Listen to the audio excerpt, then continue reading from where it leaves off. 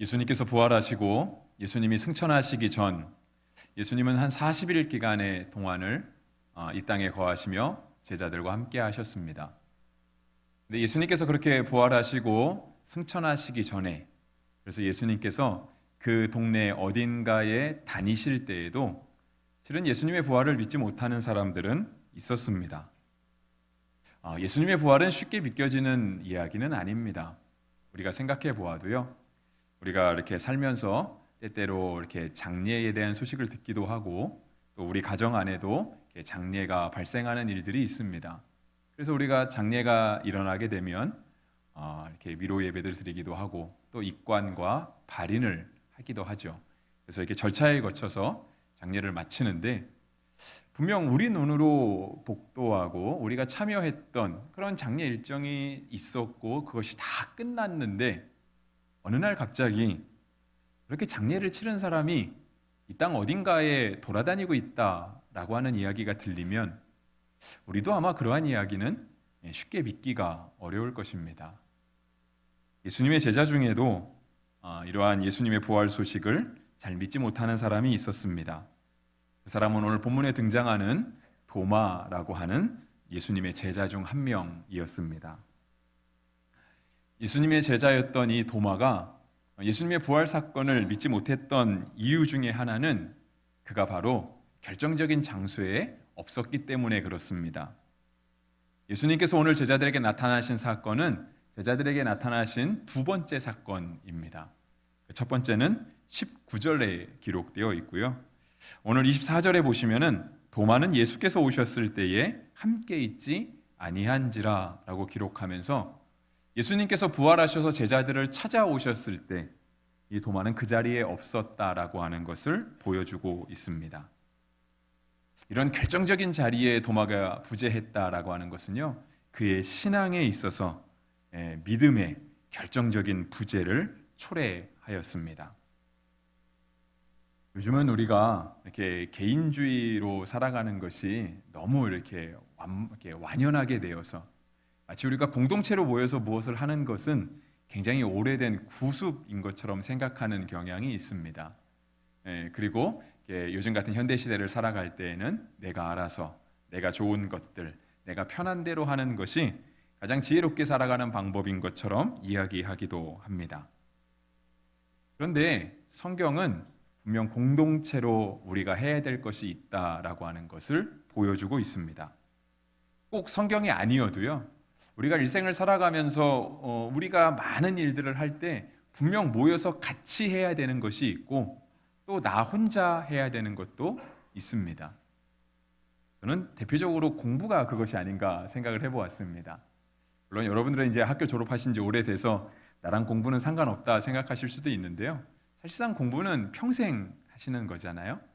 끝까지 이렇게 학업을 놓지 않으시는 것이 정말 요즘을 지혜롭게 살아가는 방법인 것 같은데요. 우리가 공부할 때 우리가 이제 학교에 가서나 아니면 강사 선생님, 교수님들의 말씀을 듣고 있으면 모든 게 다 이해되는 것 같습니다. 저는 예전에 학창 시절에 이렇게 수학 선생님이 굉장히 멋있어 보였습니다. 이렇게 어려운 문제들을 막 공식을 대입해서 푸시잖아요.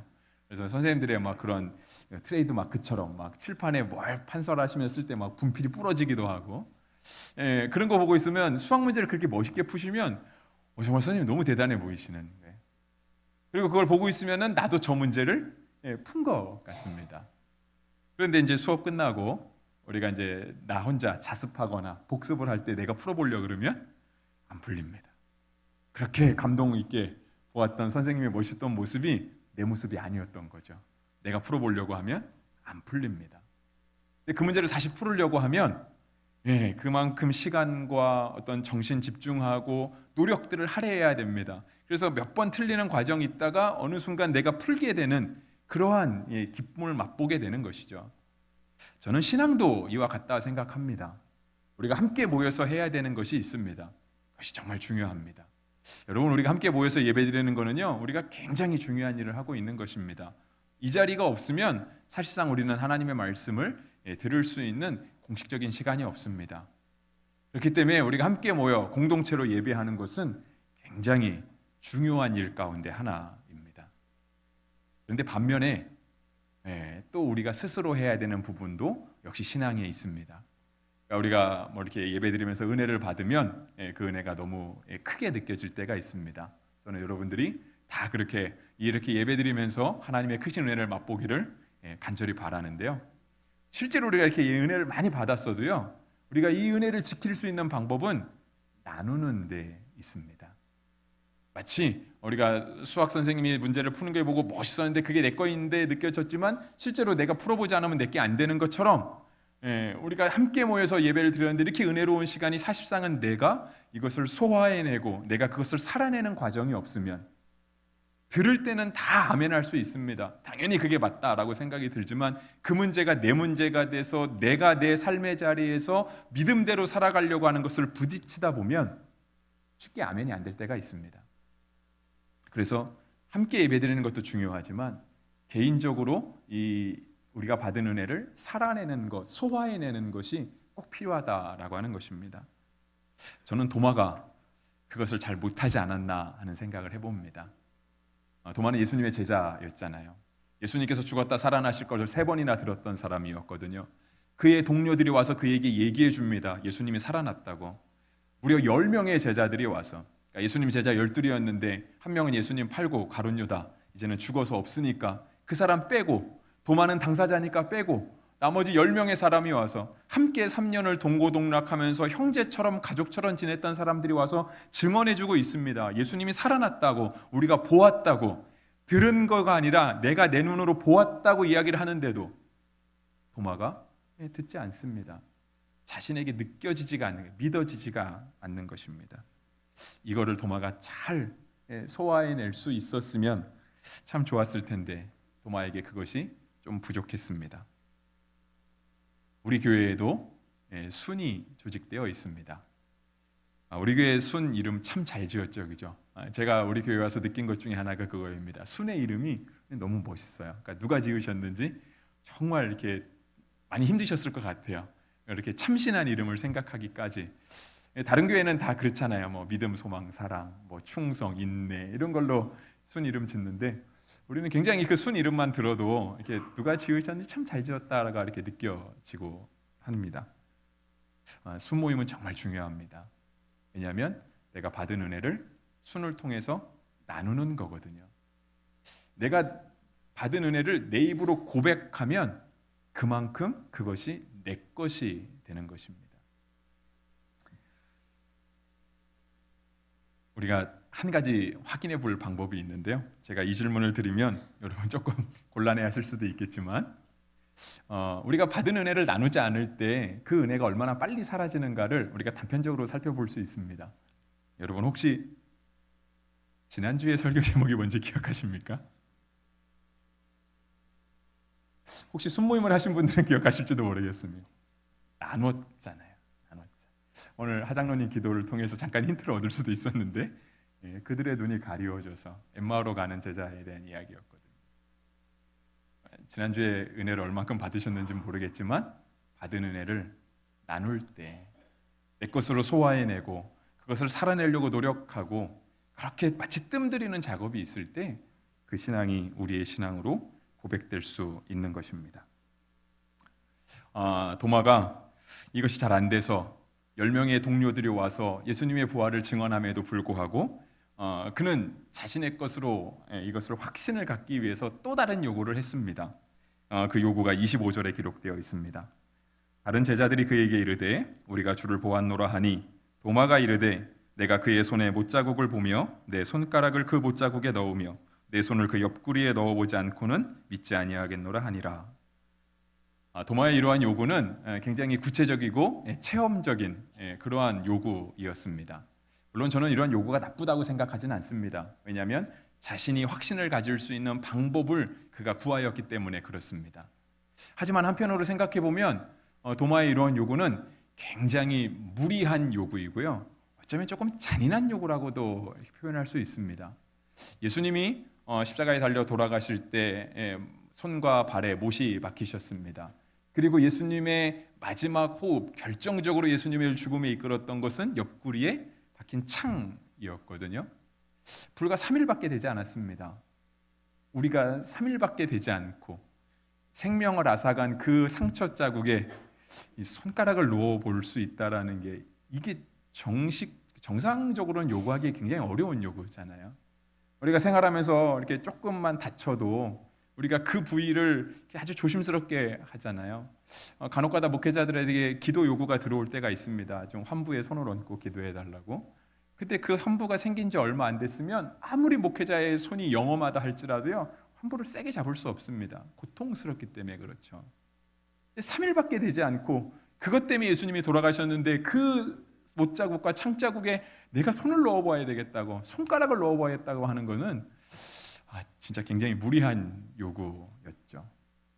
한편으로는 그렇게 부활이 안 믿어지니까 어떻게든 믿어야 되겠다라고 하는 간절한 절실함일 수도 있기는 하지만, 실제로 도마의 이런 모습은 그의 마음에 내가 믿기 위해서는 나에게 맞는 증거를 대라, 내가 안 믿고 싶어서 안 믿는 게 아니다, 증거가 없어서 안 믿는 거다라고 하는 마음의 강팍함일 수 있습니다. 우리가 요즘 보는 성경에는요, 이 강팍함에 대해서 다 완악함이라고 용어를 바꿨습니다. 그래서 여러분 보시는 성경에서는 강팍함이라고 하는 단어를 찾아볼 수가 없는데요, 이 도마의 완악함이라고 볼 수 있는 거예요. 아까도 말씀드렸지만 동료들이 와서, 형제와 같은, 가족과 같은 동료가 10명이 나와서 그렇게 얘기하는데 안 믿겠다라고 버티고 있는 것이죠. 하지만 우리 주님은 이러한 강팍한 마음을 결코 좋아하지 않으십니다. 그래서 성경도 우리의 마음의 완악함에 대해서 경고하고 있습니다.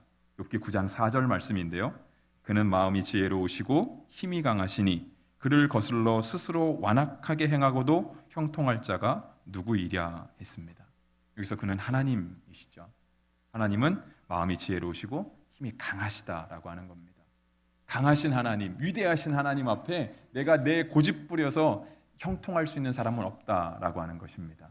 우리가 생각해 보면 그렇습니다. 우리도 신앙생활할 때 우리의 신앙의 어떤 근거들을, 내가 잘 안 믿겨지고 나는 답답하니까 하나님 나에게 좀 맞춰주세요, 하나님이 제 신앙의 기준에 좀 맞추시면 좋겠습니다 라고 요구하는 것은 옳지 않습니다. 도리어 반대로 주님이 제시하신 길, 성경이 말씀하시고 있는 신앙의 표준에 우리를 맞추는 게 그게 건강하고 올바른 신앙인 것이죠. 도마는 지금 그 반대를 요구하고 있는 것입니다.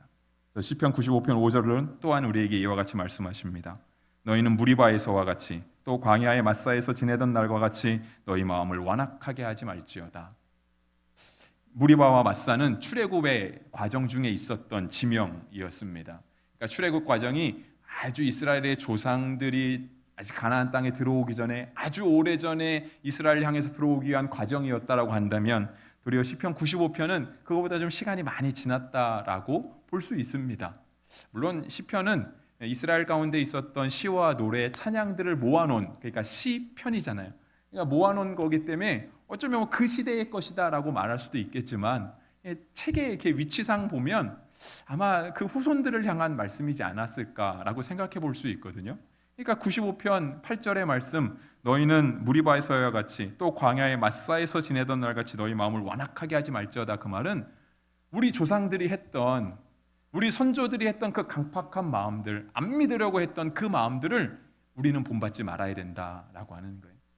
그러니까 좋게 말하면 조상이고 선진이지, 조금 더 현실적으로 말하면 우리 어머니 아버지가 했던 그 불신을 우리가 답습해서는 안 된다라고 하는 것입니다. 잠언 28장 14절도 이와 같이 얘기하시죠. 항상 경외하는 자는 복되거니와 마음을 강팍하게 하는 자는 재앙에 빠지리라 했습니다. 하나님은 우리의 강팍한 마음을 싫어하십니다. 우리의 완악함을 싫어하시죠. 그런데 사람이 살면서 누구나 다 이렇게 한 번씩은 좀 안 믿어질 때가 있고 뭔가 구체적인 걸 요구할 때가 있잖아요. 근데 이거를 누가 요구했냐가 굉장히 중요합니다. 그러니까 누가복음의 저자 누가를 얘기하는 게 아니라 과연 그 누군가가 지금 마음을 강팍하게 해서 불신의 자세로 나아가는가, 이것이 중요한데요. 이 오늘 본문에 등장하는 사람은 바로 도마였다는 것이고 사도 중에 한 사람이었다라고 하는 것입니다.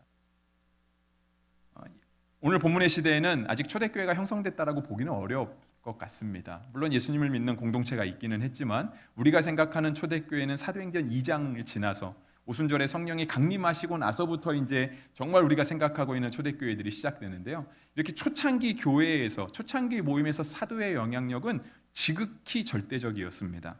우리가 그것을 사도행전 2장 42절에서 살펴볼 수 있는데, 저희가 사도의 가르침을 받아 서로 교제하며 떡을 떼며 기도하기를 전혀 힘쓰니라 했습니다. 초대교회는 사도의 가르침을 받아서 움직이는 것이 초대교회였습니다. 물론 현대교회도 조금은 비슷한 면이 있긴 하지만 실제로 현대교회는 꼭 사도들의 영향력이 절대적이진 않죠. 물론 요즘은 사도라고 불리는 사람도 없지만 목사님들의 어떤 지도하에 교회가 움직여지지만 그것만 아니라 우리 장로님들의 동역과 또 우리 안수 집사님, 권사님, 또 정말 이름도 없이 빛도 없이 교회를 섬기시는 분들로 인하여서 교회가 아름답게 이렇게 운영되어져 가고 있습니다. 초대교회는 사도들의 영향력이 절대적이었거든요. 근데 그 사도 중에 한 명이 진짜 딱 버티고 있는 거예요. 나는 부활 안 믿어, 그거예요. 부활 믿으려면 나한테 내가 원하는 증거들을 들이대봐, 그것이에요. 마음이 너무 강팍하게 있는 거죠. 만약에 그러면 이 초대교회 분위기는 어땠을까요? 초대교회 분위기가 그렇게 편안하지만은 않았을 거예요. 왜냐하면 정말 아주 큰 영향력을 가지고 있는 사도 중에 한 사람이 나머지 10사람이 부활을 증언함에도 불구하고 나는 안 믿겠다라고 하니 이 교회 분위기가 그렇게 따뜻하거나 정말 은혜로 하나로 모여서 그런 공동체는 되지 않았을 것입니다. 게다가 이때 분위기는요, 우리가 아까도 살펴봤지만 요한복음 20장 19절, 여러분 바로 옆에 있는 19절을 보시면 이 당시 분위기는요, 예수님이 부활하셔 그 분위기가 있긴 했지만 사실상은 그것이 잘 안 믿겨져서 제자들이 두려워하고 있었을 때입니다. 그러니까 이 두려움은 어떤 두려움? 굉장히 구체적인 두려움이에요. 우리 선생님이 로마 병정에게 잡혀서 죽었잖아요. 선생님도 잡아 죽이는 판에 그 제자들 그 한두 명 잡아가서 죽이는 거는 별로 어려운 게 아닌 것이죠. 그러니까 제자들이 너무 두려워서요, 모인 곳에 문을 꽁꽁 걸어 잠그고 있다고 했어요. 이러한 두려운 분위기를 그나마 예수님이 부활하셨다는 소문이 펼쳐지기 시작하면서 그나마 교회가 조금 회복되어지려는 판에 사도가 버팅기고 나선 거야. 나는 못 믿겠다 버팅기고 나서는 것이죠. 여러분, 우리 교회 안에도 이 모습을 보고 우리가 깊이 생각하고 적용할 부분이 있습니다.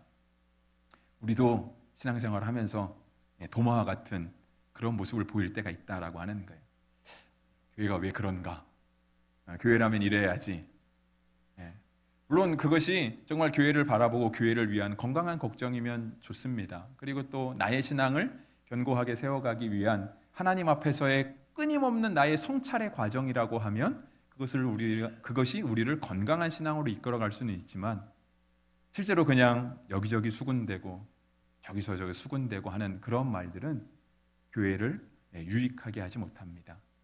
하지만 반대로 정말 우리의 목소리는 작고 우리는 그냥 교회에서 맡고 있는 부분이 작지만 내가 속한 그 안에서 우리가 교회를 위하고 성도를 위하고 오래 참아주고 배려하고 존중하는 말들을 우리가 내뱉을 수 있다면 그것이 우리의 작은 모임이긴 하지만 이러한 모임들이 구석구석에서 큰 소리를 만들어내고 또 이런 것들이 다 모여서 우리 교회의 함성으로 우리가 한 목소리를 낼 수 있다라고 한다면 우리 교회가 얼마나 건강하고 따뜻한 교회가 될 수 있겠습니까? 이 도마의 영향력이 정말 이렇게 컸는데 이 도마의 강팍함이 정말 초대교회를 불안하게 하고 있을 그 당시에 우리 예수님께서 다시 나타나셨습니다. 오늘 성경에 보시면 26절에 여드레 만에 예수님께서 다시 오셨다라고 기록하고 있습니다. 예수님께서 우리를 찾아오신 건 참 다행입니다. 만약에 이것이 여드레가 아니고 한 80일 후에 오셨다. 초대교회가 아마 굉장히 어려웠을 것입니다. 그런데 예수님께서 우리를 찾아오십니다. 예수님은 우리를 아시거든요. 예수님은 우리의 형편을 아시고 우리의 필요를 아세요. 예수님은 우리가 무엇 때문에 어려워하는지, 우리가 어떤 데에 갈등을 겪고 있는지 우리 주님은 아십니다. 그래서 그 주님이 우리의 삶의 자리에 찾아오세요. 그리고 우리의 모든 필요를 채워주십니다. 27절입니다. 도마에게 이르시되 내 손가락을 이리 내밀어 내 손을 보고 내 손을 내밀어 내 옆구리에 넣어보라. 그리하여 믿음 없는 자가 되지 말고 믿는 자가 되라. 도마가 예수님을 믿지 못하고 구체적인 증거를 요구할 때 예수님이 가만히 계시지 않고요, 도마를 찾아와 주셨습니다. 우리 예수님은 이제는 하늘에 오르셔서 우리 하나님 보좌 우편에 앉아 계시지만 오늘 우리와 함께 계시는 성령님도 늘 우리를 찾아오십니다. 늘 우리의 마음 문을 두드리고 계시죠. 내가 들어가겠다고, 들어가도 되겠냐고 도리어 우리의 동의를 구하고 계십니다. 우리를 찾아오시는 예수님이 계십니다. 오늘 예수님께서 나타나신 것은 두 번째 나타난 것이라 말씀드렸습니다. 첫 번째는 19절에 있다 그랬잖아요. 그들이 두려워하고 있을 때, 문들을 꽁꽁 닫고 있을 때 예수님께서 찾아오셨습니다. 그러면서 평안을 베풀어 주셨습니다. 너희에게 평강이 있을지어다 하셨고요. 제자들은 이 말씀을 듣고 나서 20절에 보시면 제자들이 주를 보고 기뻐하더라 했습니다. 그러니까 예수님의 첫 번째 나타나심은 이 제자 공동체 전체를 위한 것이라고 생각할 수 있습니다. 그들이 너무 무서워하고 있으니까, 그래서 막 문들도 다 잠가놓고 있으니까 그들을 위해서 예수님이 직접 나타나셨거든요. 그리고 평안을 빌어주시고 제자들로 하여금 기쁨이 가득하게 해주셨습니다. 이 두 번째 나타나심은 어쩌면 도마를 위한 것이었습니다. 도마가 너무 뻗팅기고 있으니 주님이 도마를 찾아오신 것이죠. 물론 도마 때문에 영향을 받았을 그 제자 공동체를 위해서도 예수님이 찾아오신 것이라 볼 수 있습니다. 중요한 건 주님이 우리를 찾아오신다라고 하는 거예요. 그리고 우리에게 필요한 것들, 우리가 오늘 요구하는 것들에 대해서 문제를 해결시켜 주십니다. 아마 예수님이 안 찾아오셨으면 이 두 모임이 끝까지 부딪혔을 것 같아요. 한쪽에서는 믿어라 했을 거고요, 한쪽에서는 나는 못 믿겠다, 안 믿어진다 하고 서로 갈등을 일으켰을 것 같아요. 사람만 모여 있으면 이 문제가 해결되겠습니까? 그냥 누구 하나가 지쳐서 그냥 입을 다물면 조용해 보일 수는 있겠지만 사실상 그건 문제가 해결된 게 아니잖아요. 참된 문제의 해결은 우리 예수님께 있습니다. 주님이 오셔서 해결해 주셨습니다. 그리고 나서 도마가 28절과 같이 고백했습니다. 도마가 대답하여 이르되 나의 주님이시요 나의 하나님이시니이다 했습니다. 이와 비슷한 고백을 베드로도 했습니다. 마태복음 16장에 보시면 베드로의 신앙 고백이 있죠. 오병이어 사건이 있은 다음에 예수님께서 제자들을 다 보내시면서 사람들이 나를 누구로 하느냐 물어봤습니다. 그랬더니 사람들이 여러 말로 대답했습니다. 뭐 선지자, 아니면 그 중에 한 명이 다시 살아난 것 같습니다 라고 이렇게 고백을 하는, 그러고 있을 때 그 고백이 별로 마음에 들지 않고 예수님이 그게 고민하고 계실 때 베드로가 딱 이야기합니다. 주는 그리스도시요 살아계신 하나님의 아들이십니다 라고 고백할 때 예수님이 그 마음이 너무 흡족하셨습니다. 근데 이러한 베드로의 신앙 고백에 예수님이 하나의 단서를 다셨죠. 그 단서는 뭐냐면 이를 내게 알게 하니는 혈육이 아니요 하늘에 계신 내 아버지시니라 했습니다. 그러니까 베드로의 신앙 고백이 틀리지 않았습니다. 정말 예수님이 그 고백을 듣고 너무 좋아하셨죠. 그래서 예수님께서 베드로에게 너 위에 교회를 세우겠다, 내 이름은 반석이다라고 해주시잖아요. 그런데 사실상 이 베드로의 신앙 고백은요, 정말 성경의 기록으로만 보면 하나님이 도와주신 거예요. 성령님이 도와주신 거예요. 좀 힌트를 주신 거죠. 그래서 베드로가 그 신앙 고백할 수 있었어요. 하지만 오늘 도마의 고백은 그런 단서가 없습니다. 정말 도마는 하나님을, 예수님을 향해서 나의 주님이시요 나의 하나님이시니이다 고백했습니다. 온전한 도마의 고백으로 주님께서 인정해 주신 것이죠. 이런 도마가 변화될 것은 당연합니다.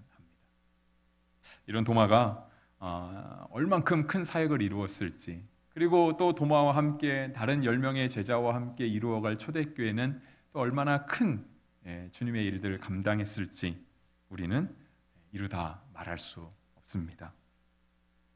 제가 1부 예배 때는 시간이 없어서 말씀을 못 드렸는데요, 물론 2부도 조금 시간이 부족하긴 하지만 도마의 사역을 우리가 교회사를 통해서 보면 조금 살펴볼 수 있습니다. 인도 첸나이라고 하는 지역에 가면 도마 기념교회가 있습니다. 도마가 그 중동 지역을 떠나서 아시아를 향해 오면서 인도에까지 복음을 전했다라고 하면서 세워진 도마 순교 기념교회입니다.